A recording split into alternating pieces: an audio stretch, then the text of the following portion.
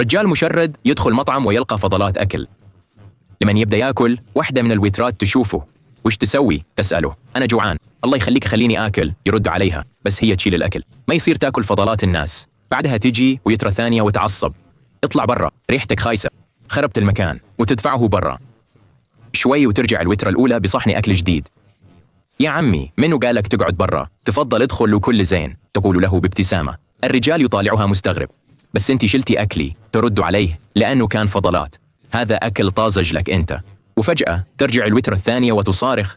تطعمين هالوسخ، طرديه برا. الوترة الأولى تقول بهدوء. ليش؟ مو بني آدم، مو جوعان، وين الإنسانية؟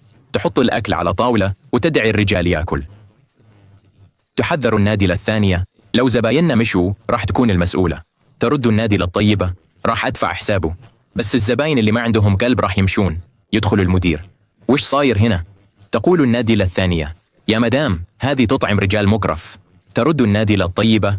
هو بس جوعان، راح أدفع التكلفة. يوافق المدير.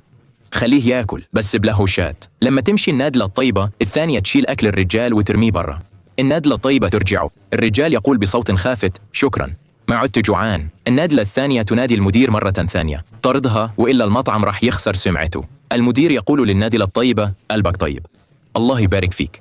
بس فجأة النادلة الثانية ترجع بدلو ماي وتكبه على الرجال المشرد. يطلع مكسور الخاطر. المدير يقول: عيب عليك، تعالوا للمكتب كلاكما. بعدها وقف الطباخ والنادلتين قدام المدير.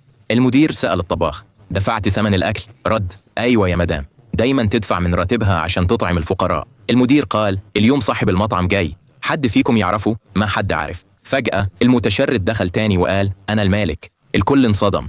كنت محتاج مدير جديد، بدل ما أوظف من برا اختبرت فريقي. النادلة الثانية قالت: مو عدل. المالك رد: المدير لازم يكون طيب. حكمتوا علي من شكلي وكبيتوا علي مي، بس لا تخافين، ما راح أطردك. تعلمي من هذا. التفت للنادلة الطيبة.